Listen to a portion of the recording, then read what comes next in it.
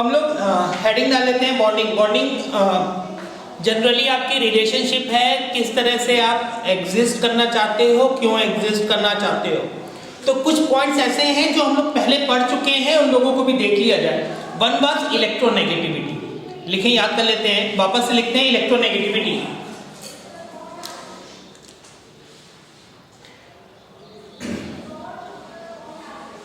Electronegativity was the force with which you pull your bonded electrons.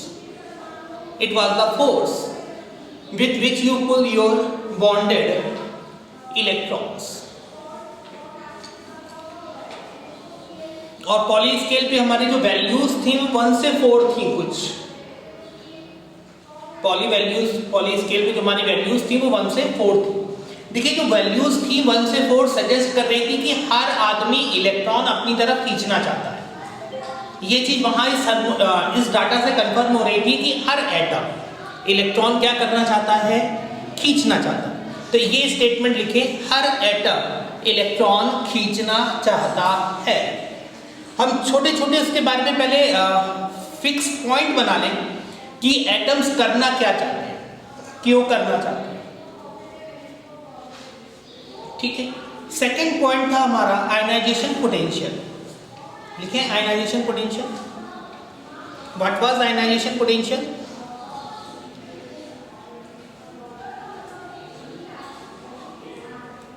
Ionization potential was the energy required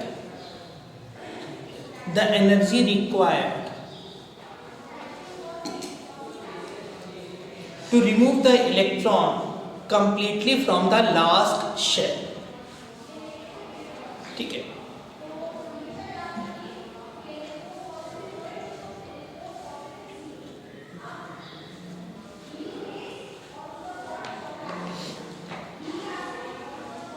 ठीक।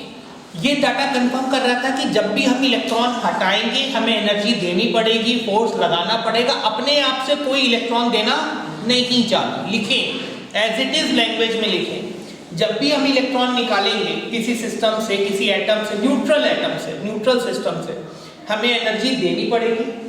बिना energy दिए हम electron निकाल पाने में कामयाब नहीं हो पाएंगे।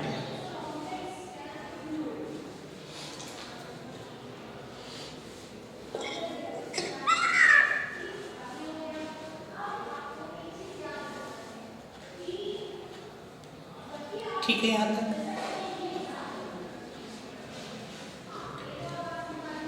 Electron affinity. इलेक्ट्रॉन एफिनिटी हमने कहा था द एनर्जी रिलीज्ड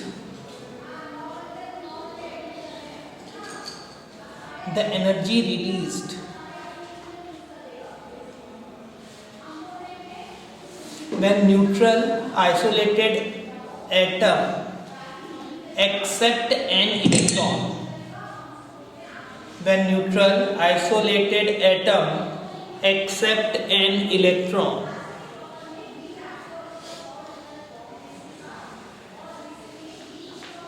ठीक है। अब लेट्स सपोज मैं बात करूं, इलेक्ट्रॉन एफिनिटी हर बार नेगेटिव नहीं थी, कंफर्म नहीं था। सेकेंड ग्रुप के लिए, नाइट्रोजन के लिए और इनर्ट गैसेस के लिए कैसा आ रहा था, पॉजिटिव आ रहा था। ठीक है, यानी कि हर आदमी पूरा इलेक्ट्रॉन छीन करके अपने पास लेना चाहता है, इसकी गारंटी नहीं है। पर इलेक्ट्रोनेगेटिविटी ने सजेस्ट किया कि बुलाना जरूर चाहता है। ठीक है, बुलाना जरूर चाहता है। घर पे रखने वाली कंडीशंस में ज्यादातर लोग ज्यादा सेटिस्फाई हो रहे हैं, एनर्जी रिलीज कर रहे हैं। पर कुछ कंडीशंस ऐसे भी हैं कि बुलाना चाहता है लेकिन रखना नहीं चाहता। फिर भी देन अगेन अगर मैं यहाँ पे बात करूँ कि कितने लोग इलेक्ट्रॉन देना चाहते हैं और कितने इलेक्ट्रॉन लेना चाहते हैं, तो किस तरीके की जनता हमें दिखाई दे रही है एटम्स के पॉइंट ऑफ व्यू में। हम कहते थे ना कि नॉन मेटल्स जो हैं इलेक्ट्रॉन देते हैं और नॉन मेटल्स लेते हैं। हमें ऐसा कहीं मिला, कोई कंडीशंस मिली तीनों थर्मोडायनेमिक डाटा से कि जो ये सजेस्ट कर रहा हो कि ये आदमी इलेक्ट्रॉन देना चाहता है? ऐसा कहीं से भी सजेस्ट नहीं हो रहा। सबके सब क्या करना चाहते हैं, किसी न किसी रूप में इलेक्ट्रॉन को लेना चाहते हैं, कोई थोड़ा कोई ज़्यादा। लिखें इस बात को, ये तीनों डाटा बिल्कुल भी सजेस्ट नहीं कर रहे कि कोई भी आदमी इलेक्ट्रॉन देने में इंटरेस्टेड है।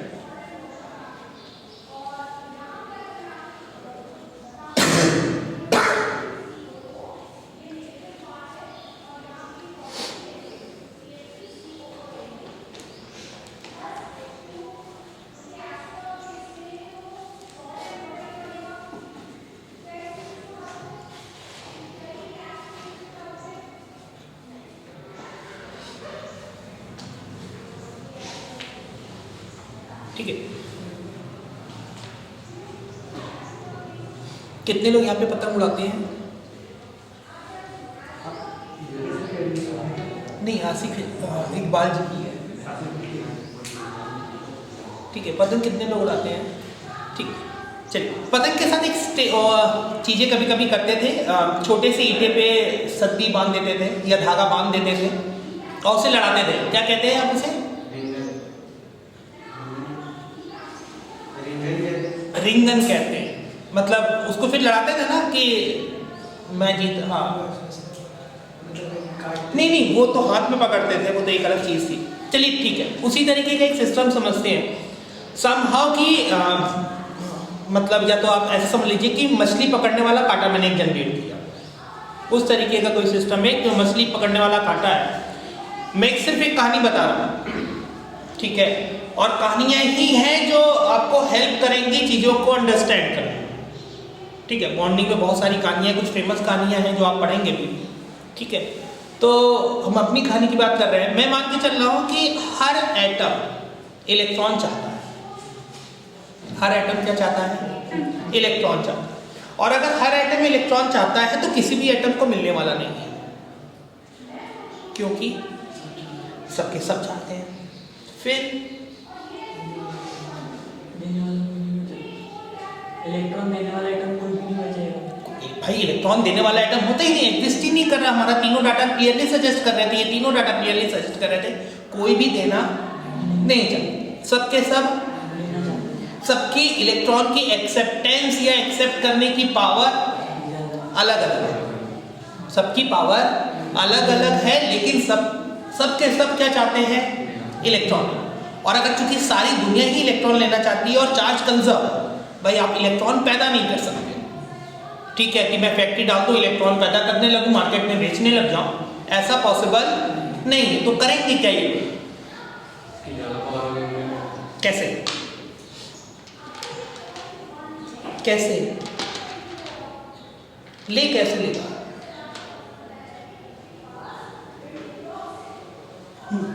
सर जैसे कि आप मुझसे ज़्यादा ताकतवर हो तो आप मुझसे कोई मेरा सामान ले सकते हो। वैसे ही सर एटम्स में बेटा आपको उसके लिए मेरे को फंसाना भी तो पड़ेगा। मैंने मान लिया मैं आपसे ज़्यादा ताकतवर हूँ, मैं आपसे इलेक्ट्रॉन छीनना चाहता हूँ, देन केस अगेन मुझे क्या करना पड़ेगा? फंसाना पड़ेगा। और फंसाने के लिए क्या करना पड़ेगा?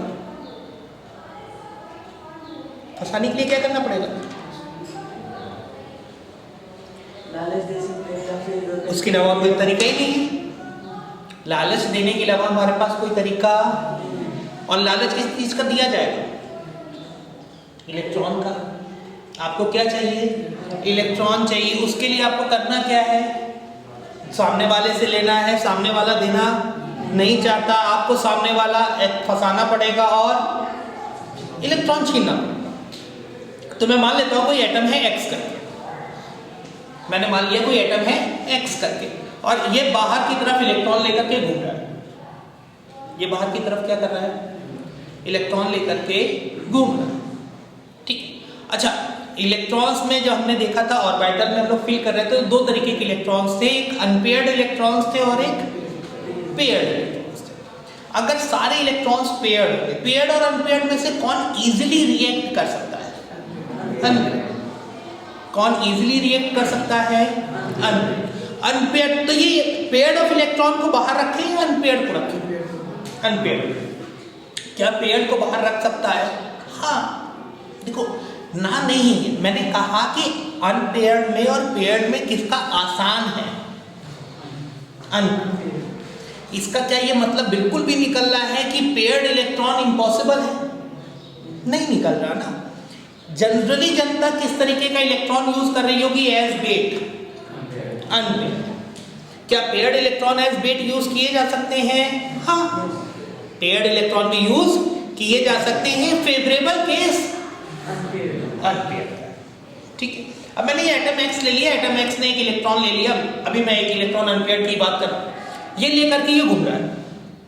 फिर दूसरा आदमी आया, ठीक है, और उसने अपना इलेक्ट्रॉन इसके साथ में इन्वॉल्व कराया। अभी मैं इन्वॉल्व वर्ड लिख रहा हूं, शेयर नहीं लिख रहा सर। हाँ बेटा, सर थोड़ा कैमरा ऊपर कर लीजिए, मतलब मैं थोड़ा सा कैसे? अच्छा, ठीक है। तो एक सिस्टम में अपना इलेक्ट्रॉन लाया, दूसरे सिस्टम के इलेक्ट्रॉन के साथ में उसने इन्वॉल्व कराया। जब ये इन्वॉल्व कराया तो अब ये जो प्रॉपर्टीज हैं, जो भी प्रॉपर्टीज थी, हमने 3 प्रॉपर्टीज देखी थी। एक देखी थी इलेक्ट्रोनेगेटिविटी। इलेक्ट्रोनेगेटिविटी अभी भी वैलिड है, इस वजह से वैलिड है क्योंकि इलेक्ट्रोनेगेटिविटी थी कि the force with which you pull your bonded electron, ठीक है, यानी कि बॉन्डिंग से उसे फर्क नहीं पड़ रहा। वो एक्चुअली में वो प्रॉपर्टी एग्जिस्टेंस में तभी आती थी जब बॉन्डिंग या शेयरिंग या इन्वॉल्वमेंट होना स्टार्ट होता था, ठीक है। लेकिन बाकी की दोनों प्रॉपर्टीज वो बॉन्डिंग के हिसाब से नहीं थी। वो किसके लिए वैलिड थी? एटम के लिए। वो बॉन्डेड सिस्टम या two way system, two nuclei system के लिए वैलिड नहीं। सबसे पहले तो यहां ये देखा जाए, लेट्स सपोज कि 2 एटम्स हैं और मैं अभी मान के चल रहा हूं कि दोनों करीब करीब एक जैसे हैं। एग्जैक्टली एक जैसे तो मैं हाइड्रोजन ले लेता, वो भी ठीक ही रहता, लेकिन करीब करीब 2 एटम्स हैं जो एक जैसे हैं और ये दोनों एक दूसरे को अप्रोच कर रहे हैं। ये दोनों एक दूसरे को अप्रोच कर रहे हैं और कुछ भी हो रहा हो, सारी कहानी पोटेंशियल एनर्जी की रहती है, ये हमेशा जानते हैं। सारी कहानी पोटेंशियल एनर्जी की रहती है। तो हम सबसे पहले पोटेंशियल एनर्जी का ग्राफ खींचे, पोटेंशियल एनर्जी चेंजेस का ग्राफ खींचे, जहां पे मैं मान रहा हूं कि ए अप्रोच कर रहा है एटम ए को, ऑलमोस्ट ए जैसे को या ए डैश को, ठीक है, और the distance initially was infinite. Initial distance was infinite. Infinite इसलिए लिया कि भाई इस ए का इस ए पे कोई फर्क नहीं पड़ रहा था, पहले नहीं पड़ा था, बाद में पास आना स्टार्ट हुआ, कुछ ना कुछ फर्क पड़ना स्टार्ट होगा, ठीक है। अच्छा, यहाँ पे फोर्सेस क्या होंगे? ए का न्यूक्लियस होगा, बाहर की तरफ इलेक्ट्रॉनिक सिस्टम होगा, मैं सिर्फ एक सिस्टम दिखा रहा हूं यहाँ पर। इसी तरह इस ए डैश का एक न्यूक्लियस होगा और यहाँ पे इलेक्ट्रॉन होंगे, ठीक है। न्यूक्लियस और न्यूक्लियस के बीच का फोर्स कैसा होगा? Force between nucleus and nucleus will be repulsive. Force between nucleus and electrons of other attractive. Force between electron of first one and nucleus of second one attractive. And force between electron and electrons of each other repulsive. Confirm? ये 4 forces होंगे हमारे, ठीक है। अच्छा, distance change करोगे तो forces change होना start होंगे, इलेक्ट्रोस्टैटिक फोर्सेस हैं, ठीक है। और अभी मैं यहाँ पे मैग्नेटिक सिस्टम की बात नहीं कर रहा, ठीक है, मुझे बहुत ज़्यादा बात करने की जरूरत भी नहीं है। मैं एक स्टेटमेंट यूज कर सकता हूँ कि मैग्नेटिक जो है वो सिर्फ टाइम लैप्स है इलेक्ट्रोस्टैटिक का, तो जरूरत भी नहीं है फिर उसके बाद। लेकिन ये 4 फोर्सेस का नेट रिजल्टेंट चाहिए, मैं एक नेट रिजल्टिंग फोर्स निकालूं और उसको इंटीग्रेट करूं कहां से कहां तक? इनफाइनाइट से किसी डिस्टेंस r तक। तो मुझे पोटेंशियल एनर्जी मिल रही होगी। पोटेंशियल एनर्जी कहां से कहां वेरी कर रही है और इट विल बी कॉम्प्लिकेटेड, तो यहाँ इसकी मैथमेटिक्स नहीं कर रहा। The normally the graph turns out to B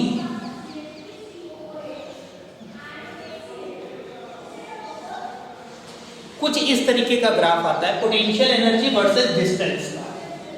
When two neutral atoms approaching each other, इस ग्राफ को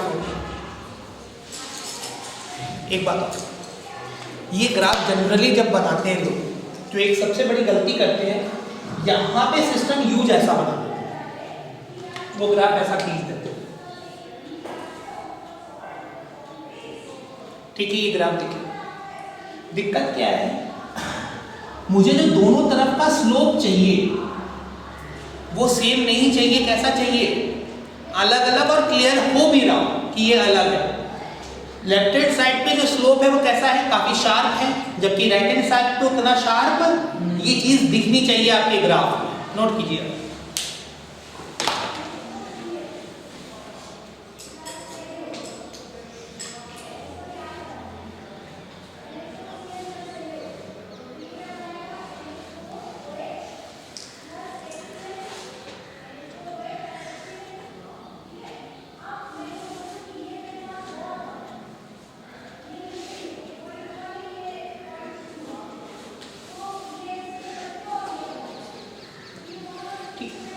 अच्छा, पोटेंशियल एनर्जी नेगेटिव मतलब सिस्टम स्टेबलाइज हो रहा है, घट रही है, तो ये हिस्सा एट्रैक्शन का है, या इस हिस्से में एट्रैक्शन फोर्सेस, ये एट्रैक्शन हो रहा है, और यहाँ पे कौन से फोर्सेस डोमिनेट कर रहे हैं, रिपल्स।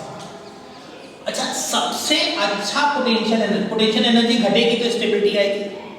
सबसे ज्यादा स्टेबिलिटी कितनी डिस्टेंस पे आ रही है, सिस्टम की सबसे ज्यादा स्टेबिलिटी कितनी डिस्टेंस पे आ रही है, मिनिमम।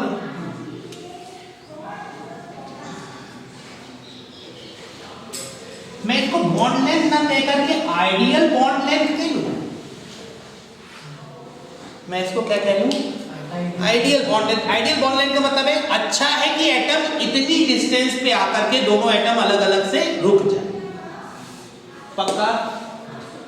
इससे और पास आएंगे तो बहुत घटा नहीं है, लेकिन घटा होना स्टार्ट हो, और बहुत ज्यादा पास आ जाएंगे तो ठीक है। The graph is under assumption कि distances does not approach nuclear forces. अभी मैं मान के चल रहा हूं न्यूक्लियर फोर्सेस यहाँ पे एक्ट नहीं कर सकती हैं, न्यूक्लियर फोर्सेस बहुत ही छोटी डिस्टेंस पे एक्ट करती हैं, यहाँ पे एक्ट नहीं कर रही है। यहाँ पे मैं सिर्फ और सिर्फ कौन से फोर्सेस की बात कर रहा हूँ, इलेक्ट्रोस्टैटिक, कूलॉम्बिक, पक्का। The ideal bond length is regarding the minimum, जहां पे भी आपका मिनिमम आ रहा होगा वो आइडियल बॉन्ड लेंथ जनरेट कर रहा है।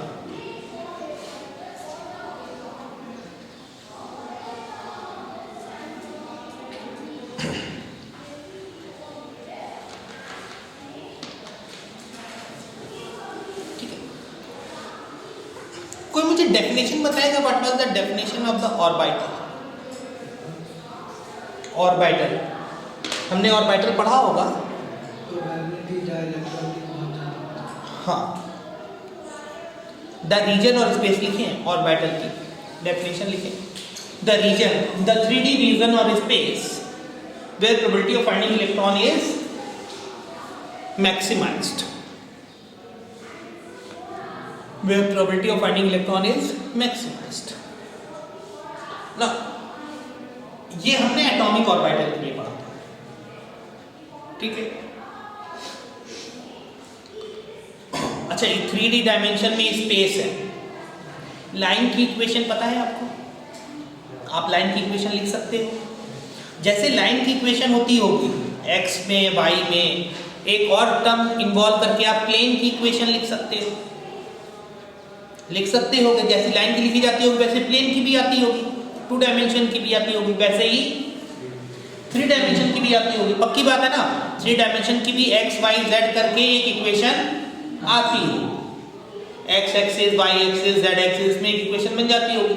तो जो ऑर्बिटल होगा वो एक मैथमेटिकल फंक्शन होगा, x y z, जो ऑर्बिटल होगा वो मैथमेटिकल फंक्शन होगा x y और z।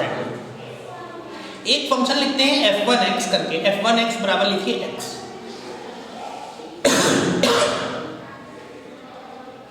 ग्राफ बना लीजिए छोटा सा इसका, y is equal to x, graph बना लीजिए, fx is equal to x का बना लिया। एक फंक्शन लिखिए x स्क्वायर, ग्राफ बना लीजिए।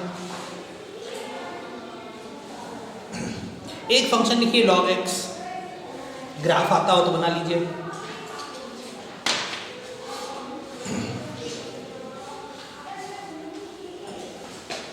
ठीक है, अब तीनों को जोड़ दीजिए। f4x is equal to x plus x square plus log x। अब ये जो चौथा वाला ग्राफ बनेगा वो x जैसा बनेगा, पहले जैसा बनेगा, कि दूसरे जैसा बनेगा, कि तीसरे जैसा बनेगा, या इंटायरली डिफरेंट भी बन सकता है। बन सकता है एक ग्राफ में लेता x का, दूसरा लेता -x का, ग्राफ क्या होता है? ये बात समझ में आ रही है कि नहीं आ रही? एक सिर्फ x लेता है, एक एक्स स्क्वायर लेता है, जो अगला ग्राफ बनता वो भी एक्स स्क्वायर जैसा ही बनता, पैराबोलिक। तो ग्राफ उन दोनों जैसा बन भी सकता है। और अब हमने करा क्या, हमने यहाँ पर करा क्या कि एक एटम और दूसरे एटम को अप्रोच कराया, पोटेंशियल एनर्जी का तो ग्राफ बना लिया, ठीक है। यहाँ तक इनके इलेक्ट्रॉन घूम रहा होगा कहीं, जहाँ इलेक्ट्रॉन घूम रहा होगा उसे मैंने एटॉमिक ऑर्बिटल कहा। इसका इलेक्ट्रॉन कहीं घूम रहा होगा, उसको मैंने क्या कहा? एटॉमिक ऑर्बिटल का। जब ये दोनों मिले तो इसकी भी कुछ ताकत लगी होगी, यहाँ पर इसकी भी कुछ ताकत लगी होगी। इन दोनों के मैथमेटिकल फंक्शंस सेम रहे हों इसकी कोई गारंटी तो नहीं है। इनके मैथमेटिकल फंक्शन सेम रहे हों इसकी गारंटी, ये बात समझ में आ रही है? तो यहाँ जो नए, क्योंकि अब दो आपने फंक्शंस ऐड कर दिए हैं, जुड़ गए हैं, तो यहाँ पे भी एक मैथमेटिकल फंक्शन बना होगा जहाँ पे इलेक्ट्रॉन रहेगा ही। और ये फंक्शन कैसा हो सकता है? उनके जैसा या उनसे बिल्कुल अलग। ये बात कंफर्म है कि इस फंक्शन पे कुछ असर इसका होगा और कुछ असर कंफर्म। तो जब मॉलिक्यूल फॉर्म करेगा तो एटॉमिक ऑर्बिटल्स किसमें कन्वर्ट हो जाएंगे? Molecular orbitals. लिखें, whenever atoms approaches each other, whenever atoms approaches each other, the path of electron will be merged,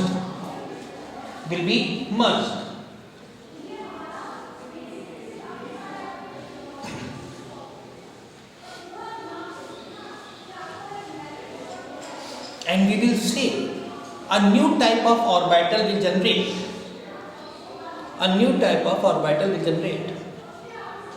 and that will be called molecular orbital.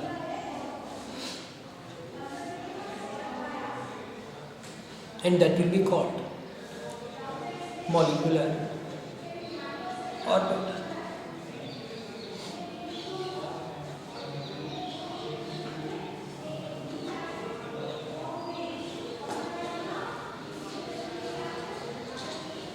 ठीक है, यहाँ तक ये नया मॉलिक्यूलर ऑर्बिटल जनरेट होगा। अच्छा, ये जो नया मॉलिक्यूलर ऑर्बिटल जनरेट होगा, अलग अलग आदमियों ने इसी चीज को अलग अलग तरह समझा है। जैसे मान लेते हैं हमारी कई थ्योरीज हैं, ठीक है, रिगार्डिंग केमिकल बॉन्डिंग हमारे पास काफी सारी थ्योरीज हैं, अलग अलग लोगों ने अलग अलग बताई। One is VBD, VSEPR, hybridisation, ठीक है, MOT,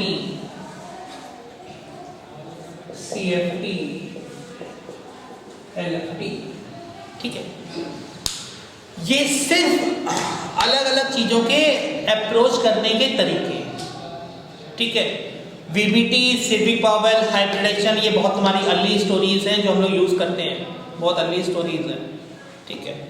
इसमें करता क्या है कि ऑर्बिटल्स को मर्ज कराता है। जैसे ऑर्बिटल 1 लिया, ऑर्बिटल 2 लिया, इसको ओवरलैप करा दिया, ये कह दिया उसने मॉलिक्यूलर ऑर्बिटल बनेगा, ठीक है।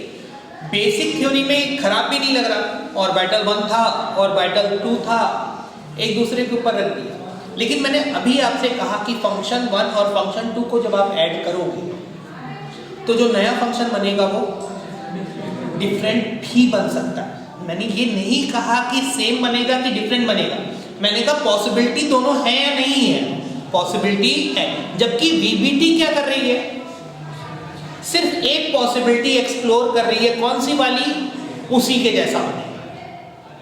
VBT सिर्फ एक ही पॉसिबिलिटी एक्सप्लोर कर रही है, और जब तक तुम सारी पॉसिबिलिटीज एक्सप्लोर नहीं करोगे क्या आप गारंटी से कह सकते हो आप सही आंसर निकाल रहे हो? ठीक है। फिर बीबीटी में कुछ गड़बड़ियां आई तो हमने VACPR लेके आए, उसमें एक टर्म ले आया हाइब्रिडाइजेशन का। हाइब्रिडेशन वाज की जब ये मर्ज होंगे तो थोड़ा बहुत चेंज हो, चलिए थोड़ा बहुत चेंज भी करा देंगे बाद में हमने, ठीक है। उसके बाद molecular orbital theory I, this one is purely mathematical. Function लिया, फंक्शन F1 लिया, फंक्शन F2 लिया, जोड़ा, नया ग्राफ बना दिया, ठीक है। इसमें दिक्कत क्या है, बहुत कॉम्प्लिकेटेड ग्राफ होगा तो कहां से बनाओगे? हमने एटॉमिक ऑर्बिटल में एक भी फंक्शन आपको आता है भाई? सबसे सिंपलेस्ट ऑफ द ऑर्बिटल होगा 1s, सबसे सिंपलेस्ट ऑफ द ऑर्बिटल होगा 1s। 1s का फंक्शन किसी को याद है? नहीं, हम में से किसी भी बच्चे को 1s का फंक्शन याद नहीं।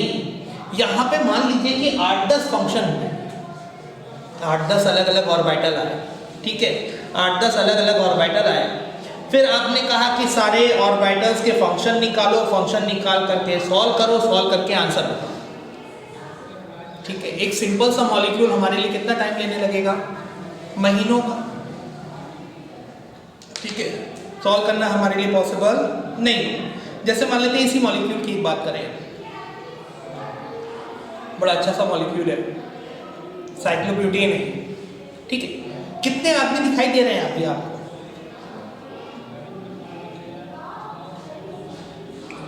12। सर थोड़ा नीचे करिए ना। अच्छा, 12 आदमी दिखाई दे रहे हैं आपको। अब जैसे इसको मैंने, ये कार्बन एटम है ब्लैक वाला, and this one is hydrogen atom. ये कार्बन और ये हाइड्रोजन मिलकर के यहाँ फंक्शन बना रहे हैं, इतने दिखाई दे रहा है। ये जो फंक्शन होगा यहाँ इलेक्ट्रॉन चार्ज डेंसिटी होगी, पक्का, यहाँ इलेक्ट्रॉन चार्ज डेंसिटी होगी, ये एक दूसरे को रिपेल कर रही होगी, सीधी सी बात है, ये एक दूसरे को रिपेल भी कर रही होगी। जब रिपेल कर रही होगी तो इसका फंक्शन इसकी वजह से और इसका फंक्शन इसकी वजह से, पक्की बात है, चेंज हुआ होगा। तो क्या मैं सिंपली 1 और 2 एटम को सॉल्व करके किसी भी मॉलिक्यूल में आंसर लिख सकता हूँ? नहीं, मुझे सॉल्व करने के लिए सारा एक साथ डाटा इंटरप्रेट करना पड़ेगा, वरना मैं सही आंसर निकाल नहीं सकता। ये सिंपल सा छोटा सा एक मॉलिक्यूल, उसके बावजूद मैं पूरी तरह से सॉल्व नहीं कर सकता। यही दिक्कत है एमओटी। एमओटी में जो कैलकुलेशंस हैं वो कैसे हैं? बहुत कॉम्प्लिकेटेड। एमओटी के कैलकुलेशंस कैसे हैं? बहुत complicated. Then on the right hand side are CFT and LFT. CFT is crystal field theory and LFT is ligand field theory.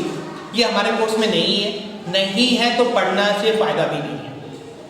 अगर आपको कहीं मिलती भी है और आप पढ़ना चाहते हो तो आउट ऑफ इंटरेस्ट पढ़ लो तो अलग बात है, ठीक है, लेकिन फिर भी कोशिश करो कि ना ही पढ़ो तो फायदा नहीं, ठीक है। अब देखिए है क्या, ये हमारे कोर्स में है, इधर हमारा कोर्स है, ये हमें पढ़ना है, समझना है, आंसर लिखना है। अब मैं तुम्हें सवाल तो ये नहीं दूंगा कि हो सकता है मैं कभी कभी बोल भी दूं एमओटी के हिसाब से क्या आंसर आएगा ये बताओ, कभी कभी ये भी पूछ लूं कि बीबीटी के हिसाब से क्या आंसर आएगा ये बताओ, लेकिन जनरली तो मैं ये कहूंगा ना S2S का बॉन्ड एंगल बताओ। जनरली मैं आपसे क्या पूछूंगा? S2S का बॉन्ड एंगल बताओ। अब आपके साथ एक कंफ्यूजन ये होगा कि आप फिर कौन सी थ्योरी यूज करोगे, ठीक है। तो इस चीज को लिख लो, अगर सिस्टम में 2 एटम्स हैं, अगर आपका मॉलिक्यूल या आयनिक स्पीसी ऐसी है जिसमें कितने एटम्स हैं? 2 से ज्यादा नहीं है, तो कौन सी आपको थ्योरी अप्लाई करनी है? एमओटी, ठीक है। और 2 से ज्यादा है तो आपको क्या अप्लाई करना है? इसको सिंगल एक थ्योरी मान करके लिखो, ये आपस में चेंज होते हुए सिंगल थ्योरी की तरह वर्क करते हैं आज की डेट में। इसको सिंगल थ्योरी की तरह लिखिए, ठीक है।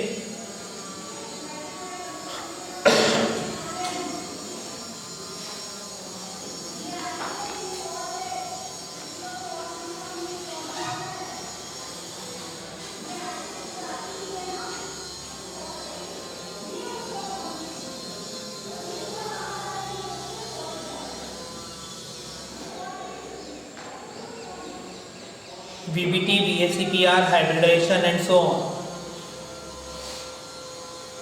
And there are extensions also. There are two rules, one is Drago and one is band.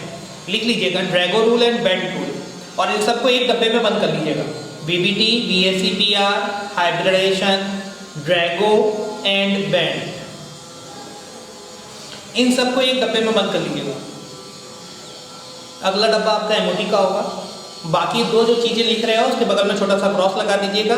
कोशिश करनी है, अपने को पढ़ना भी नहीं है.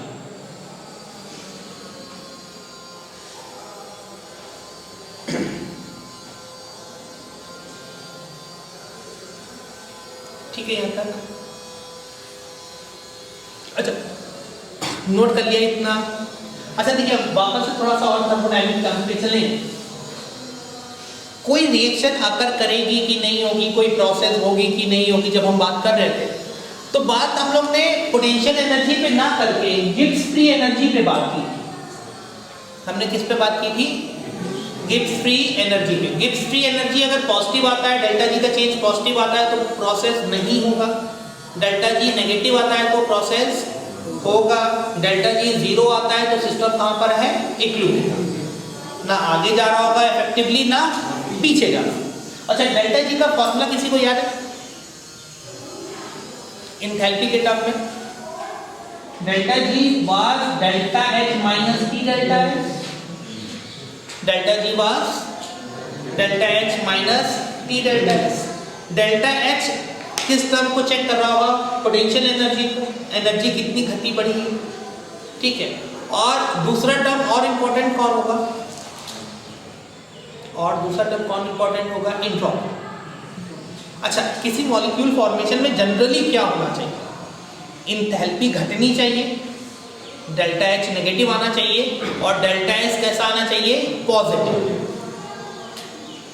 ये पॉजिटिव आए, ये नेगेटिव आए, तो ये देखो खुशी खुशी से नेगेटिव बन जा रहा है. पक्का. तो इसके नेगेटिव होने के लिए ये नेगेटिव हो तो अच्छा है, और ये पॉजिटिव. एंथैल्पी पोटेंशियल एनर्जी घटे और एंट्रोपी बढ़े. अब मैं कोई एक रिएक्शन लिखता हूं, normal reaction, A plus A gives A2. यहां जो A2 है ये एक सिंगल स्पीसी की तरह एक्ट कर रहा होगा.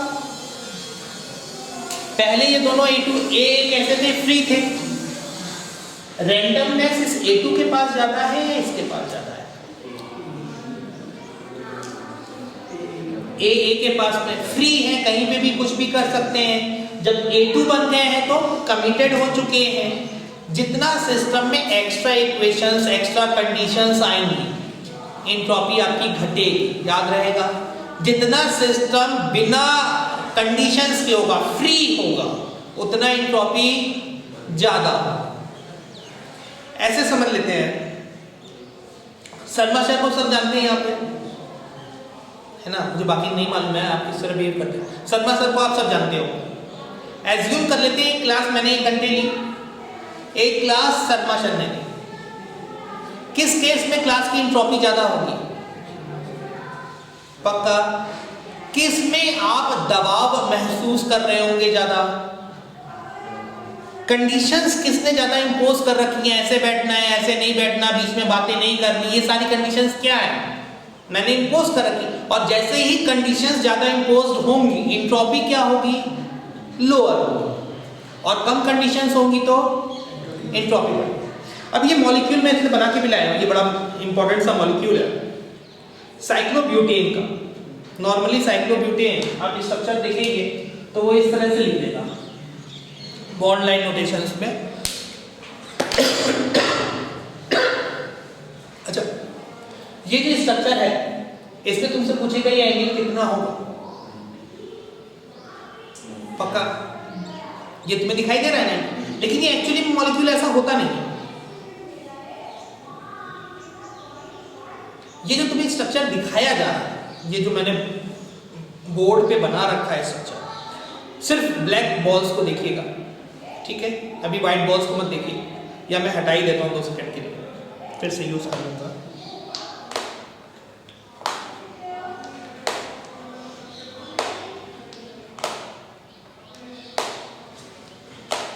तुम्हें ये स्ट्रक्चर दिखाएगा, ठीक है? और ये स्ट्रक्चर इस तरह से दिखाने से, भले वो लिखे या ना लिखे, तुम्हारे पास अपने आप एक फीलिंग क्या आ रही है, what is the bond angle over here, 90। ठीक है। अच्छा, कार्बन का नेचुरल बॉन्ड एंगल कितना होता था, कितना एंगल बनाना चाहता था, 109। कितना बनाना चाहता था, 109। कितना बना रहा है, यहां पे ही कितना बना रहा है।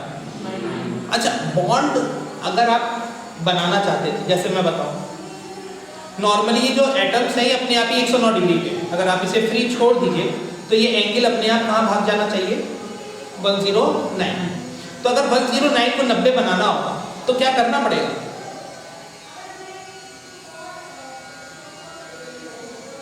फोर्स करना पड़ेगा। इतनी सी बात समझ में आ रही है? ठीक है, सिंपल सी छोटी सी प्लास्टिक है, इजीली मोल्ड हो जा रही है, तो आपको लग रहा है कि इतना आसान होगा वो बॉन्ड को मोड़ लेना, पक्का। तो पोटेंशियल एनर्जी सिस्टम की ज़्यादा अच्छी तो हुई नहीं होगी, बहुत फायदे में तो नहीं रहा होगा, फायदे में रहा होगा तो भी बहुत फायदे में नहीं रहा होगा। अभी मॉलिक्यूल करता क्या है देख लीजिए।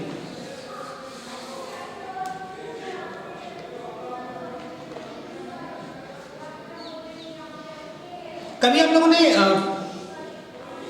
एक बॉल आती है, 2 कलर बॉल्स होती हैं, मतलब रेड और ग्रीन मान लेते हैं एक सेकेंड के लिए, उस बॉल को हवा में फेंकिए, जैसे ग्रीन कलर की बॉल है, हवा में फेंकिए, वापस पकड़ेंगे तो वो रेड कलर की दिखाई दे जाएगी, अगली बार फेंकेंगे तो वापस बुलाएंगे तो ग्रीन कलर की आ रही, उसके कलर इंटरचेंज होते रहते हैं। किसी ने देखा है इस तरीके का? नहीं दिखता।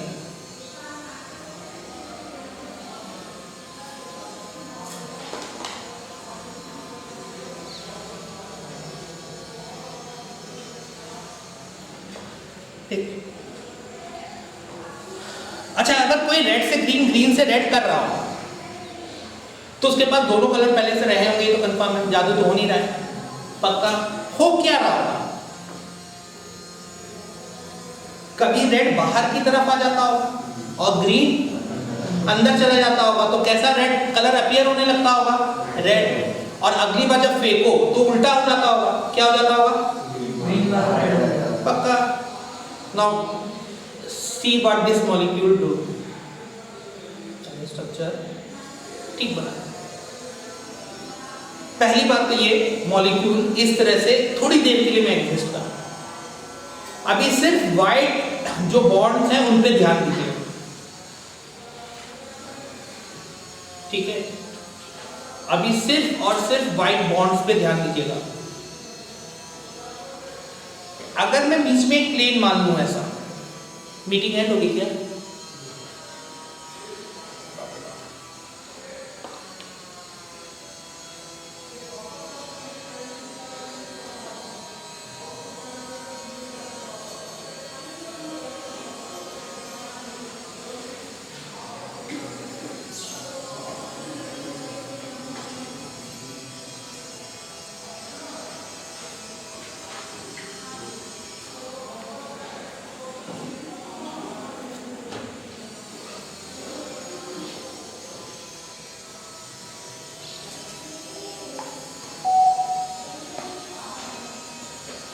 ठीक, मुझे मालूम में नहीं ज्वाइन कर पा रहे कि नहीं कर पा रहे, मैं फिर से देख लूँगा इसको। देन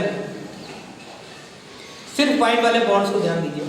मैं यहाँ से ये बॉल्स हटा देता हूँ सो दैट आपको कंफ्यूजन कम हो। यार वीडियो ऑफ है। वीडियो ऑफ है, इधर अब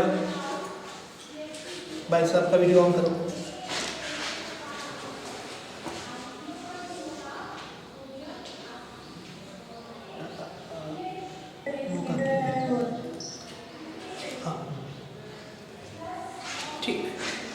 इधर देख लीजिए, सिर्फ व्हाइट बॉन्ड्स में ध्यान दीजिएगा, बीच के नहीं। अगर मैं एक सेकेंड के लिए बीच में एक हाइपोथेटिकल प्लेन मान लूं, एक सेकेंड के लिए यहाँ पे एक हाइपोथेटिकल सा प्लेन मान लूं, तो ये जो व्हाइट बॉन्ड्स होंगे वो आपको प्लेन के ठीक परपेंडिकुलर ऊपर और नीचे दिखाई देगा, ठीक है। और पर्पल कुछ एंगल्स पे, पर्पल कुछ एंगल्स पे। और लेट सपोज मैं एक सेकेंड के लिए इसको बटरफ्लाई मान, एक सेकेंड के लिए इसको बटरफ्लाई मान, ठीक है।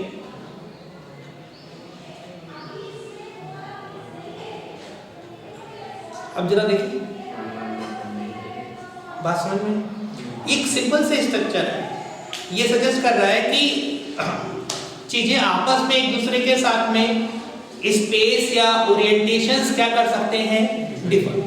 और जब इस तरीके का सिस्टम होता है, जब हम स्टेट या ओरिएंटेशंस डिफर करते हैं, ठीक है, बाय रोटेटिंग या by doing something, so we generally use a term flipping.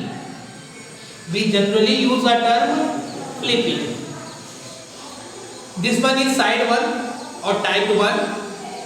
This one is type.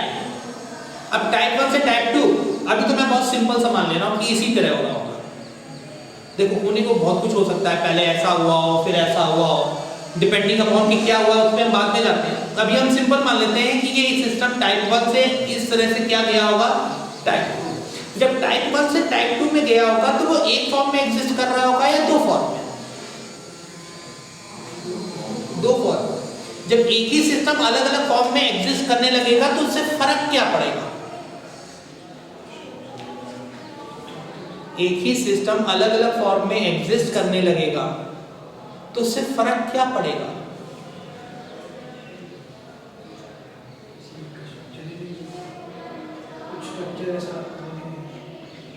एक ही आदमी था, एक ही कंपाउंड था, एक ही सिस्टम था, फॉर्म 1 में भी एग्जिस्ट कर रहा था और फॉर्म 2 में भी, ऐसे भी था और वैसे भी था, इससे फर्क क्या पड़ेगा?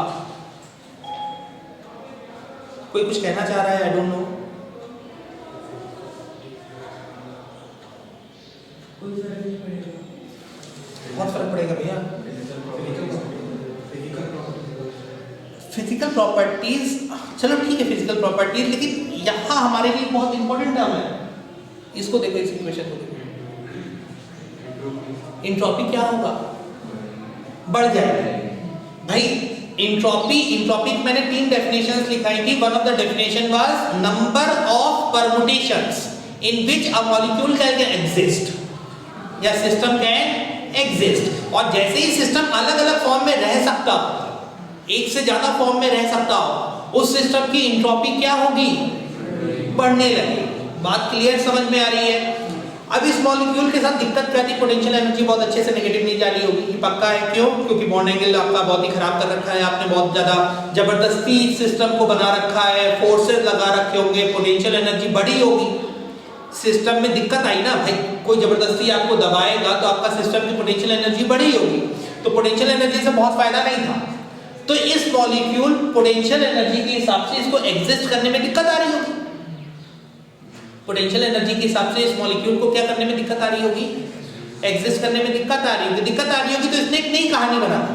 हम ऐसे रहते ही नहीं, हम क्या करने लगते हैं? अगर इसको मैं एक सेकंड बटरफ्लाई के साथ समझूं तो मॉलिक्यूल पंख फड़फड़ाने लगा है।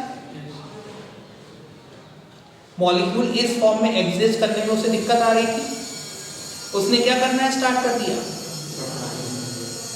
जिसकी वजह से एंट्रोपी बढ़ गई, जिसकी वजह से सिस्टम एग्जिस्ट करना स्टार्ट हो गया। यानी इस मॉलिक्यूल ने, मॉलिक्यूल एक्स बुलाता हूं, इस मॉलिक्यूल एक्स ने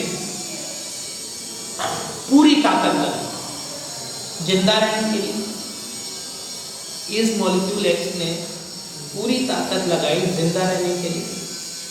क्या ऐसे सारे मॉलिक्यूल लगा पाते होंगे? गारंटी नहीं। बहुत सारे ऐसे मॉलिक्यूल होंगे जो मर चुके होंगे, अब तक दुनिया में एग्जिस्ट ही नहीं कर पाए होंगे, बहुत सारे रहे, ठीक है। लेकिन फिर भी हर मॉलिक्यूल करना क्या चाहता है? एग्जिस्ट, जिंदा रहना चाहता है। और ये प्रॉपर्टी जिंदा लोगों की है, सबकी है, सबकी।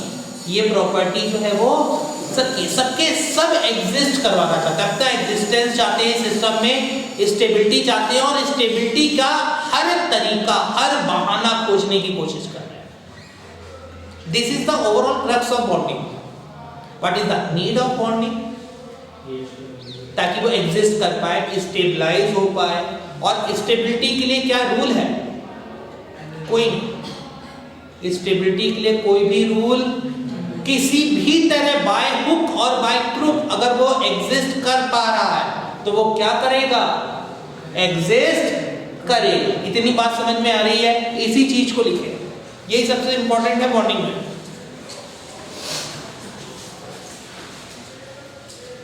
अगर किसी मॉलिक्यूल के पास दो तरीके हो, पाथ 1 हो एग्जिस्ट करने का और पाथ 2 हो एग्जिस्ट करने का, तो वो क्या करेगा? पाथ 1 चूज करेगा या पाथ 2? दोनों में जो फायदेमंद होगा वो ज्यादातर चूज करेगा और चूज दोनों करेगा। जैसे मान लीजिए मैं आपसे कहता, आज से 50,000 साल पहले एक कबीला था, दुनिया में एक ही कबीला था जहां पे ह्यूमैनिटी एग्जिस्ट करती थी। उसको दो रास्ते मिले, इधर से जाकर के भी एग्जिस्ट कर सकता है, दूसरा रास्ता मिला इधर चलते हैं तो एग्जिस्ट अच्छे से कर सकते हैं। एक थोड़ा अच्छा लग रहा था, एक थोड़ा खराब लग रहा था, तो क्या सारे के सारे आदमी उसी रास्ते से गए होंगे जो रास्ता अच्छा लग रहा होगा? पक्का आधे आधे गए होंगे, इस बात की गारंटी कौन देगा? सॉल्व करेगा मैथमेटिकल फंक्शन तो ठीक है।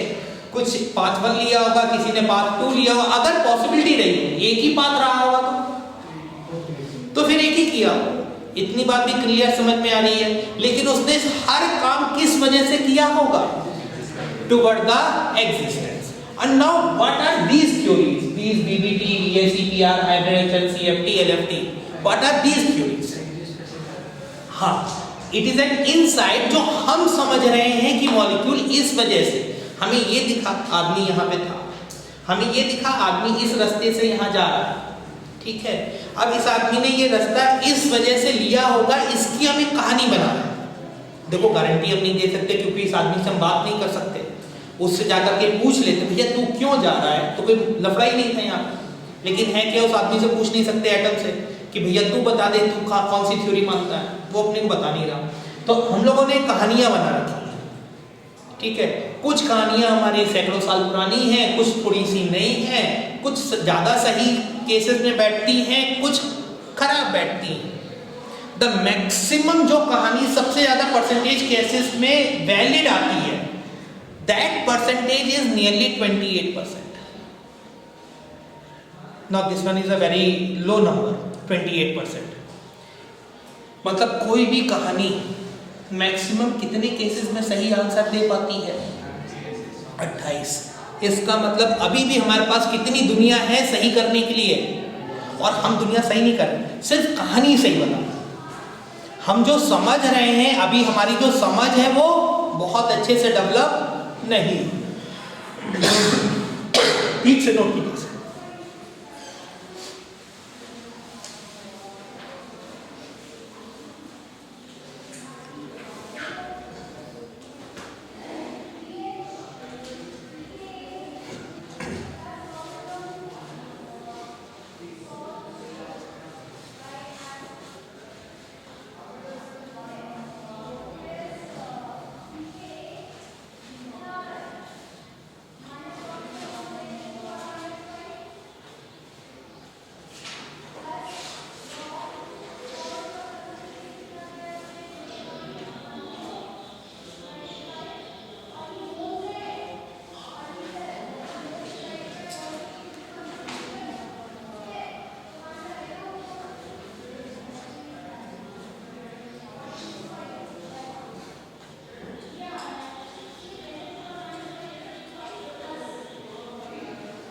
चलिए वापस से आते हैं उसी पे।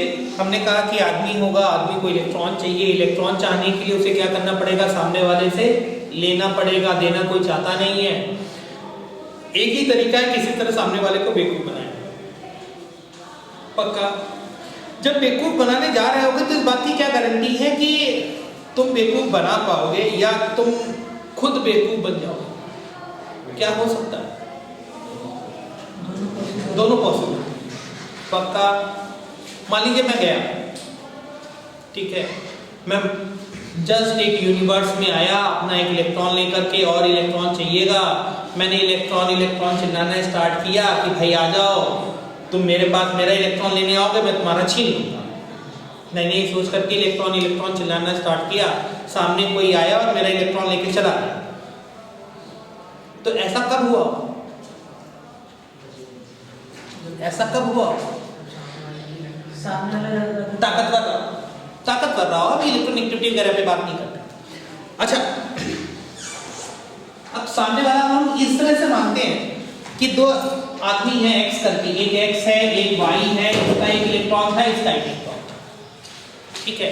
ये पास में आए, ठीक है, और ये पास में आने के बाद में ये इनका इलेक्ट्रॉन का सिस्टम जनरेट हो गया, ठीक है। अब क्या होगा, छीनना स्टार्ट हो। एक्स क्या करेगा, अपनी तरफ छीनेगा, वाई अपनी तरफ छीनेगा। इसकी ताकत मैंने मान ली कि 2 है और इसकी ताकत मैंने मान ली 2.2। पहले वाले की ताकत मैंने कितनी मान ली, 2 है, और दूसरे वाले की ताकत मैंने क्या मान ली, 2.2। ये 2.2 किस चीज की ताकत है, इलेक्ट्रॉन को खींचने की।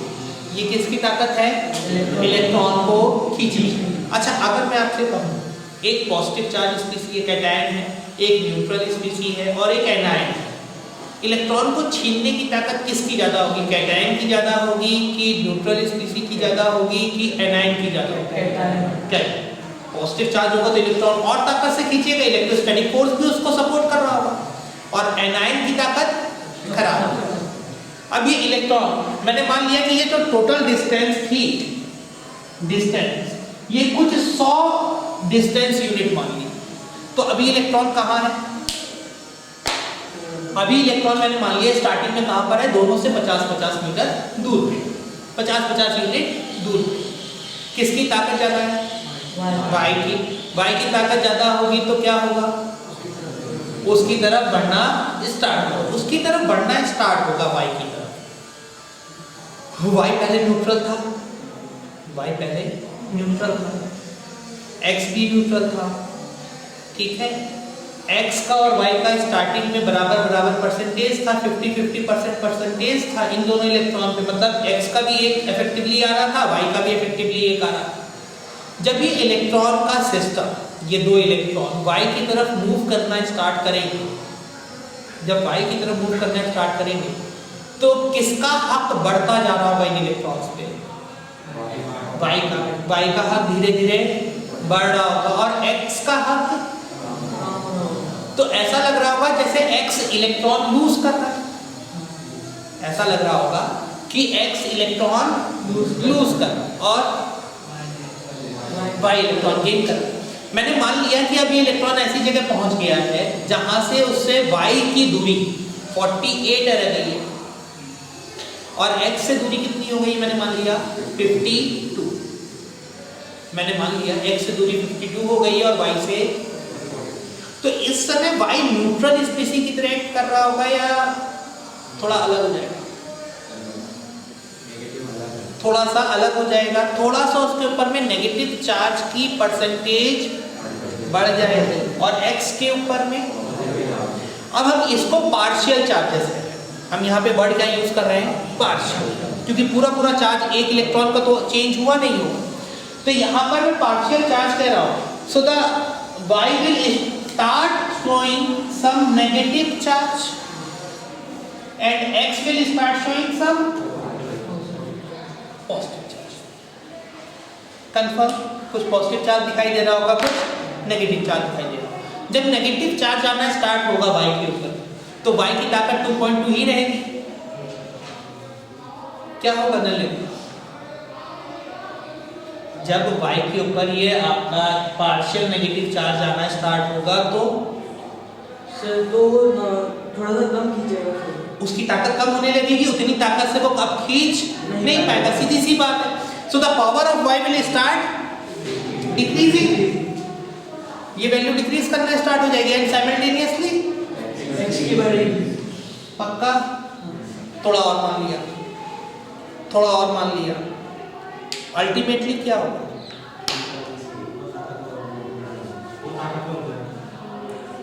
नहीं होगा, एक्स ताकतवर नहीं होगा ज्यादा,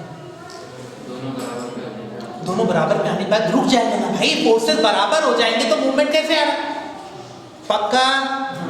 एक समय ऐसी आएगी जब दोनों की ताकत बराबर, अब ये कितनी डिस्टेंस पे होगा डिपेंडिंग है कि कितना इनके बीच का डिफरेंस ज्यादा है, ठीक है।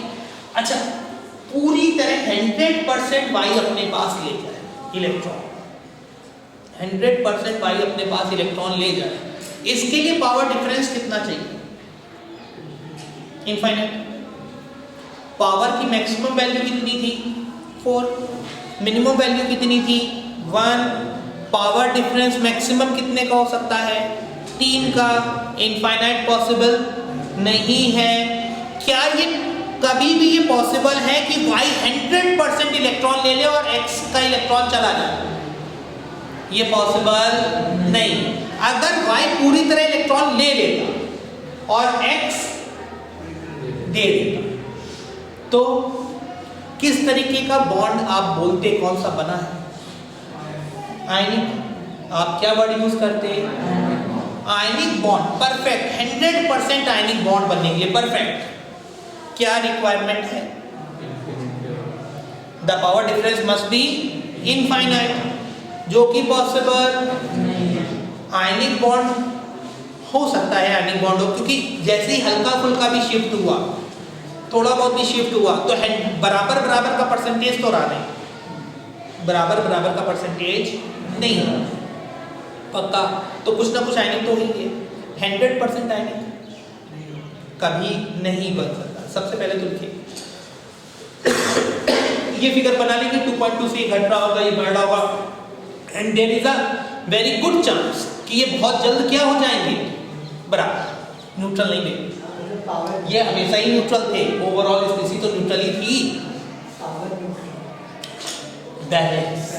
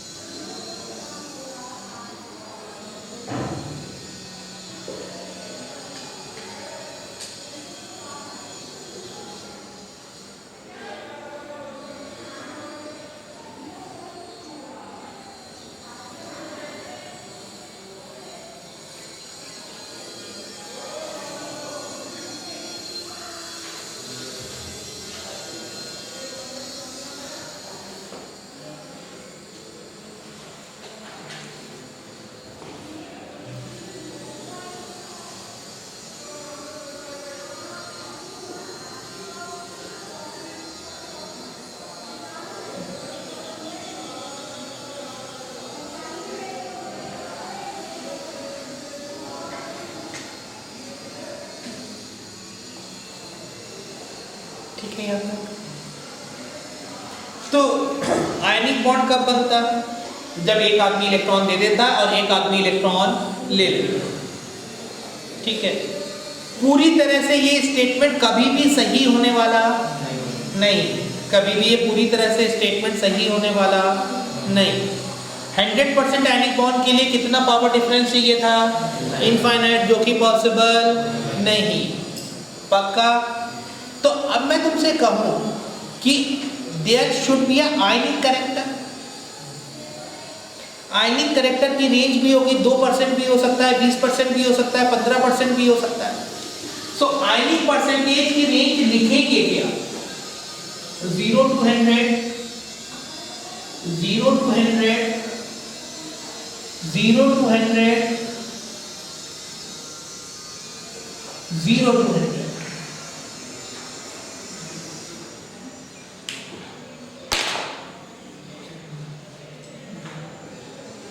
हम आयनिक परसेंटेज की रेंज क्या लिखेंगे? भाई 0 से 100 तक जा सकता है, क्यों नहीं? समझ में भी आ रहा है। अभी हमने कुछ प्रूव किया, बाकी आप देखिए, आप मुझे बताइए इन चारों में से सबसे सही ऑप्शन कौन सा है? How will you right the range of percentage ionic character? Second सही है। 0 पे ओपन आप कह रहे हो ब्रैकेट, 0 पे आप क्या कह रहे हो? ओपन पे। मतलब आप ये कह रहे हो कि 0 आयनिक करेक्टर का भी बॉन्ड नहीं बन सकता। मतलब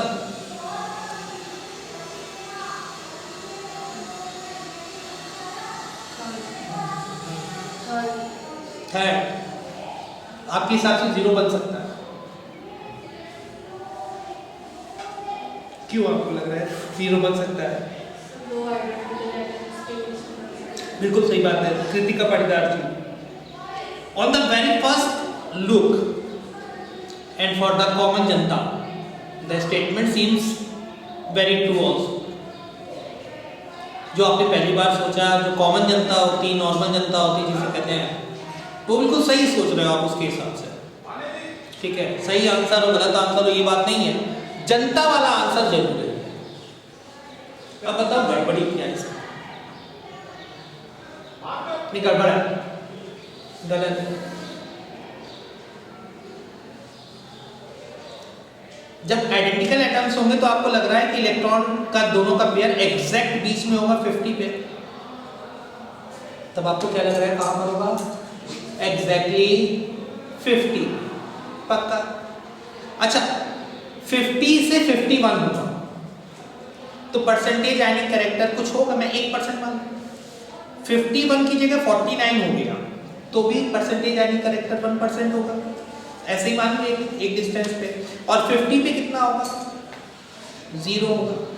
इलेक्ट्रॉन स्टैटिक होगा या डायनेमिक होगा? इधर भी फ्लक्चुएट कर रहा होगा, उसकी मीन पोजीशन 50 होगी।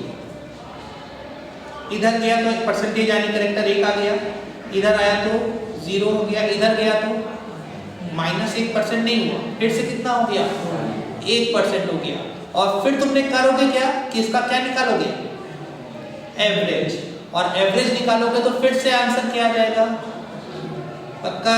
तो ये कॉमन मिसकंसेप्शन होता है कि जब आइडेंटिकल एटम्स हो, कॉमन मिसकंसेप्शन क्या है कि जब आइडेंटिकल एटम्स हो तो परसेंटेज आयनिक कैरेक्टर कितना आना चाहिए? 0, जबकि परसेंटेज आयनिक कैरेक्टर कभी 0 भी नहीं हो सकता। तो the correct answer is option b. कोई भी बॉन्ड परफेक्टली आयनिक या परफेक्टली कोवलेंट नहीं हो सकता।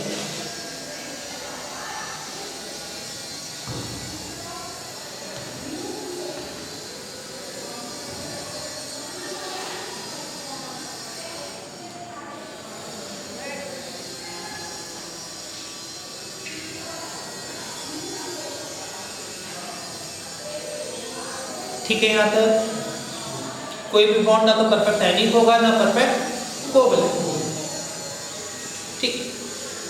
फिर भी हम अभी आयनिक बॉन्ड की ही बात करते हैं, ठीक है। तो हेडिंग डालते हैं आयनिक बॉन्डिंग। हम मान के चल रहे हैं जो आपने हाई स्कूल में आयनिक बॉन्ड पढ़ा हुआ है वही बताने जा रहा हूँ स्टार्टिंग में, जो आपने हाई स्कूल तक में आयनिक बॉन्ड पढ़ा हुआ है। मतलब एक आदमी ने इलेक्ट्रॉन दे दिया, एक आदमी ने इलेक्ट्रॉन ले लिया, बस इतनी सी सिंपल सी कहानी है। कोई एग्जाम्पल देंगे आयनिक का? NaCl ले लें, ठीक है। अच्छा मैं तुम्हें एग्जाम्पल दूं, लिखो आप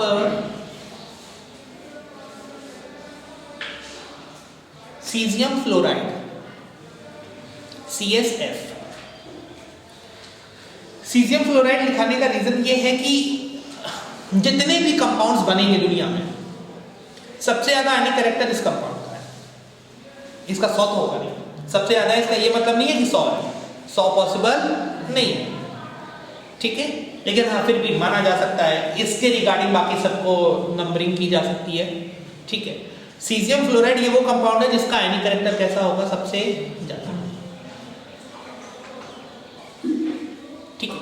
सीजियम फ्लोराइड में किसने इलेक्ट्रॉन दे दिया है? सीजियम ने, और फ्लोराइड ने इलेक्ट्रॉन ले लिया, पक्का। तो caesium fluoride is basically combination of caesium plus and fluoride minus. अभी हम मान के चल रहे हैं आपकी कहानी सही थी। आपकी कहानी क्या थी पहले हाई स्कूल तक की? हमारी कहानी ये थी कि फ्लोरीन ने सीजियम से इलेक्ट्रॉन छीन लिया है। केस 1 मुझे नहीं मालूम आपने क्या पढ़ा। केस 2 सीजियम ने दे दिया है और फ्लोरीन ने ले लिया। आपने क्या कहानी पढ़ी है? अरे आपने कहानी पढ़ी होगी ना, याद है? दोनों कहानियों में अंतर है। सीजियम ने खुशी खुशी इलेक्ट्रॉन दे दिया है, खुश होकर के, और फ्लोरीन ने खुश होकर के ले लिया है, या आपने ये पढ़ा है कि फ्लोरीन ने छीन लिया? खुशी खुशी वाली कहानी, मतलब सीजियम ने इलेक्ट्रॉन दे दिया और फ्लोरीन ने इलेक्ट्रॉन ले लिया। जब सीजियम ने इलेक्ट्रॉन दिया वो किस में कन्वर्ट हो गया? सीजियम पॉजिटिव में। और फ्लोरीन ने इलेक्ट्रॉन लिया तो वो किस में कन्वर्ट हो गया? Fluorine negative. पक्का? अच्छा, जब सीजियम को मैं मान लेता हूँ साधु महात्मा थे, महात्मा गांधी टाइप थोड़ी देर के, इन्होंने इलेक्ट्रॉन दे दिया और इन्होंने मतलब क्या कहते हैं, त्याग करने में, त्याग करना हुआ इलेक्ट्रॉन का, त्याग करने में इन्हें बड़ी खुशी मिली। ठीक है। अच्छा, ये साधु महात्मा थे, बहुत ही सिद्ध टाइप के थे, हिमालय से अभी अभी लौटे थे। ठीक है। तो इलेक्ट्रॉन देने के बाद में इनको क्या फीलिंग आई? रिग्रेट की फीलिंग हुई या नहीं हुई? तो फिर फ्लोरीन से चिपक क्यों गए? फिर वो फ्लोरीन के साथ साथ क्यों चलने लग गए? सोचो ना, फ्लोरीन के साथ चिपके कि नहीं चिपके? सीजियम फ्लोराइड एक साथ चिपका, सीजियम ने तो दे दिया था, साधु महात्मा टाइप के थे, इलेक्ट्रोपॉजिटिव उसी को तो कहते थे, ऐसे ही समझाया जाता था ना इलेक्ट्रोपॉजिटिव को, बढ़िया आदमी होता है, इलेक्ट्रॉन दे देता है, गिफ्ट करता है, रैप करके कर दिया उसको, गिफ्ट रैप कर दिया, दे दिया, उसके बाद फ्लोरीन से चिपका क्यों? सब उसको इधर रहना है। कहाँ रहना है? सब सीजियम के पास एक इलेक्ट्रॉन कम होगा तो उसको पॉजिटिव चार्ज रहेगा। हाँ। तो उसको सर एटम कंजर्वेशन में तो करना है। ये तो हमारी कहानी थी ना, हर इलेक्ट्रॉन चाहिए। ये कहानी हाई स्कूल की तो थी नहीं तुम्हारी। हाई स्कूल की तुम्हारी कहानी क्या थी? ऑक्टेट। ऑक्टेट कंप्लीट हो गया था उसका। सीजियम भी कुछ, फ्लोरीन भी कुछ, दोनों हैप्पीली लिविंग आफ्टर अलग अलग रहते ना। पक्का ना? फिर चिपक क्यों गया सीजियम? देखिए क्या हुआ, देखिए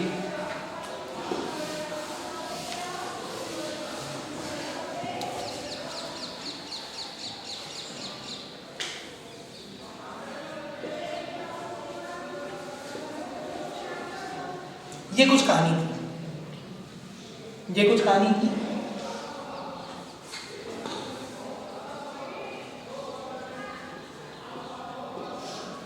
इसके अंदर में 8 इलेक्ट्रॉन है। इसने क्या किया? ये इलेक्ट्रॉन दे दिया, ये इलेक्ट्रॉन यहां से गया। अभी देखो सिर्फ इतनी कहानी नहीं है। जब ये इलेक्ट्रॉन इसने दे दिया, इस सिस्टम पे न्यूक्लियर चार्ज न्यूक्लियर चार्ज बढ़ गया तो इसकी ताकत इलेक्ट्रॉन्स पे बढ़ गई। जब ताकत इलेक्ट्रॉन्स पे बढ़ गई तो सीजियम का साइज घटने लग गया। सीजियम में radius of caesium and radius of caesium plus कौन बड़ा होगा? सीजियम। पक्का? कंफर्म? सीजियम प्लस एक तो इस वजह से भी छोटा होगा कि बाहर के इलेक्ट्रॉन चला गया, इतनी जगह तो कम हुई, उससे भी और कम हुई। क्यों? पावर बढ़ गई थी। ये इलेक्ट्रॉन किसको मिला? एक इलेक्ट्रॉन एक्स्ट्रा आ गया। अब क्या हुआ?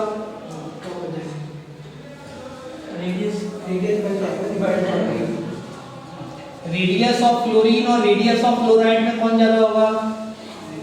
Radius of fluoride. यहां तक बात समझ में आ गई। अब मैं इसको दूसरी तरह देखूं। सीजियम का एक राज्य था। सीजियम का एक राज्य था, चारों तरफ फैला हुआ था। ठीक है। उसके इलेक्ट्रॉन आपस में रिपेल करते थे। उन रिपेलिंग इलेक्ट्रॉन्स को रोकने के लिए उसके पास क्या था? केंद्र में सरकार थी, न्यूक्लियस था, वहां पे कौन बैठा रखा था उसने? न्यूट्रॉन्स थोड़े ना खींच रहे थे, न्यूट्रॉन्स तो मतलब दूसरे काम के लिए थे। इलेक्ट्रॉन को कंट्रोल करने के लिए कौन थे?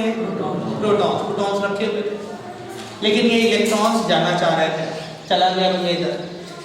आपने कहा ये इलेक्ट्रोपॉजिटिव होता है, इसका इलेक्ट्रॉन जाना चाहता है, चला गया। लेकिन जाने के बाद तुरंत क्या हुआ?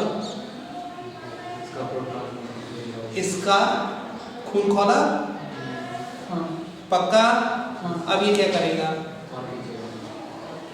अब इसे बाहर से, अब देखो ये वापस से न्यूट्रल होना चाह रहा है, ये इलेक्ट्रॉन खींच रहा है।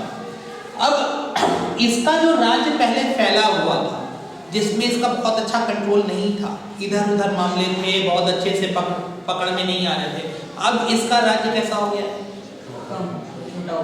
छोटा हो गया। इसका कंट्रोल अपने राज्य पे ज़्यादा हो गया है, ज़्यादा हो गया है। इसके इलेक्ट्रॉन तो अब जल्दी जाने वाले नहीं है। हाँ। और ये क्या कोशिश करेगा? अब ये दूसरे राज्य पे पक्का। फ्लोरीन पहले कैसा था? बड़ा कंट्रोलिंग था। फ्लोरीन कैसा था? बड़ा कंट्रोलिंग था। उसने छीन भी लिया कि जैसे ही छीना, जैसे ही इलेक्ट्रॉन आया, वैसे ही क्या हुआ? साइज बढ़ गया और उसकी पावर कम हो गई। पावर कम हुई। अब इसका उतना अच्छा कंट्रोल बचा नहीं। इतनी बात समझ में आई? इसका उतना अच्छा कंट्रोल बचा नहीं। ये पॉजिटिवली चार्ज हो चुका है, ये नेगेटिवली चार्ज हो चुका है। नॉर्मली इसका साइज कैसा, सिस्टम कैसा होना चाहिए था? स्फेरिकल। इसका भी कैसा होना चाहिए था? स्फेरिकल। इसका सिस्टम स्फेरिकल नहीं बचेगा। पूछो क्यों नहीं बचेगा? सोचो, मैं कह रहा हूं कि इसकी जो चार्ज डेंसिटी का जो शेप आ रहा होगा वो स्फेरिकल नहीं बचा होगा। क्यों नहीं बचा होगा? ये खींच रहा होगा। हाँ। ये इसकी इलेक्ट्रॉन चार्ज डेंसिटी को क्या कर रहा होगा? डिस्टॉर्ट कर रहा होगा, अपनी ओर खींच रहा होगा, अपनी ओर खींच रहा होगा। तो थोड़ा सा बम्प आने लगेगा यहाँ पर, थोड़ा सा यहाँ पे क्या आने लगेगा? बम्प। इतनी बात क्लियर है? सिर्फ यहाँ तक नोट कीजिए, नेक्स्ट क्लास में यहीं से स्टार्ट करेंगे वापस। ठीक है, ये कंफर्म है ना बम्प क्यों आ रहा होगा? पक्का? चलिए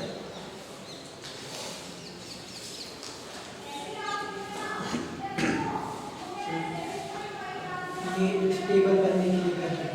कौन? ये जो है कुछ भी बन रहा है वो सब स्टेबल के लिए बन रहा है। तो सर मतलब फ्लोरीन का तो वो हो गया ना, क्या फ्लोरीन का क्या हो गया? पावर छोड़ गई इसकी, मतलब वो अपने जो इलेक्ट्रॉन्स थे उस पे से किसके इलेक्ट्रॉन्स थे? जो एक्स्ट्रा इलेक्ट्रॉन लिया उसने। हाँ, क्योंकि वो लेना चाहता था, ले लिया। पावर छोड़ गई ना उसकी, तो फिर ये तो क्या कहेगा? पवार साहब खड़े हो। पवार साहब क्या क्या हॉबीज हैं आपकी? और बहुत सारी होती है। ठीक, गाड़ी वाड़ी चलाते हो? कौन सी? वो बाइक और वो चलाता है। कौन सी बाइक है आपके पास? हाई ऑक्टेन बाइक सुनी है? नहीं। सुनी होंगी यार, नहीं सुनी है? हाई ऑक्टेन बाइक सुनी है ना? हाई ऑक्टेन बाइक्स मतलब हाँ, हाई ऑक्टेन बाइक मतलब चलिए मान लीजिए कि ये आपके सपने की बात करते हैं। बीएड से सपने भी आते हैं कई बार, खूब पैसे वाले हो गए, ये कर लेते हैं, वो कर लेते हैं। मान लीजिए आपको कल ऑफर आ जाए, कोई कहे यार रेसर बन जा तुम। सुन तो सोचने में क्या जा रहा है अपना, रेसर बनने का ऑप्शन आ गया अपने पास। फिर हो सकता है हम डिसाइड कर ले कि बन भी जाते हैं। मान लीजिए कि आपका कैरियर अच्छा नहीं रहा, फिर आपको रिग्रेट भी हो सकता है। ठीक है, तो अब आप फ्लोरीन पे क्या कहना चाहते हो जरा सोचो और इससे आंसर निकालो जो मैंने आपको बोला। आप बहुत सारे डिसीजंस लोगे, आपके पास बहुत सारे ऑप्शंस होंगे, ऑप्शंस के हिसाब से आप डिसीजंस लेंगे। सारे डिसीजंस इक्वली आपके लिए फायदेमंद होंगे, इसकी कोई गारंटी नहीं। मैंने जब कहा एक कम्युनिटी होगी उसके पास दो पाथ होंगे, तो ये नहीं होगा कि जो बेटर पाथ होगा सबके सब उस पर ही चलने लगेंगे। बेटर पाथ पे चलने वालों का परसेंटेज ज़्यादा होगा, कितना ज़्यादा होगा इसकी भी गारंटी नहीं। लेकिन कुछ ना कुछ ऐसे भी होंगे जो रेसर बनने चले जाएंगे, पक्का ना। और हो सकता है कि बन भी जाए। एक नहीं तो शाहरुख खान बनता ही है ना 10 सालों में, तुम भी बन सकते हो। ठीक है, देख लीजिए बम्प, ये बात समझ में आ रही है। और जैसे ही बम्प आएगा एक चीज कंफर्म हो जाएगी, it is not a perfect ionic bonding. Perfect timing bonding हम तभी कह पाते हैं जब इनके फिगर्स बाद में भी कैसे आते हैं, परफेक्ट स्फेरिकल नहीं रहेंगे तो ये बम्प जनरेट हो जाए। सेकंड, आप लोगों को भी ये जो भी लेक्चर्स हो रहे हैं ये लेक्चर्स रिकॉर्ड हो रहे हैं, ठीक है। सेम लेक्चर्स लेक्चर 1 में भी बनेगा, लेक्चर 2 में भी बनेगा। जो अच्छे से लेक्चर जनरेट हुआ होगा वही अपलोड हो जाएगा। तो रोज अपनी क्लास भी ज्वाइन कीजिए, लेक्चर्स भी देखिए और हो सके पार्टिसिपेट कीजिए। केमिकल बॉन्डिंग पूरी कहानी है, रट करके तुम कुछ सॉल्व ना कर पाओगे, पक्का। चलिए इसको एंड कैसे करना है भैया देखिए।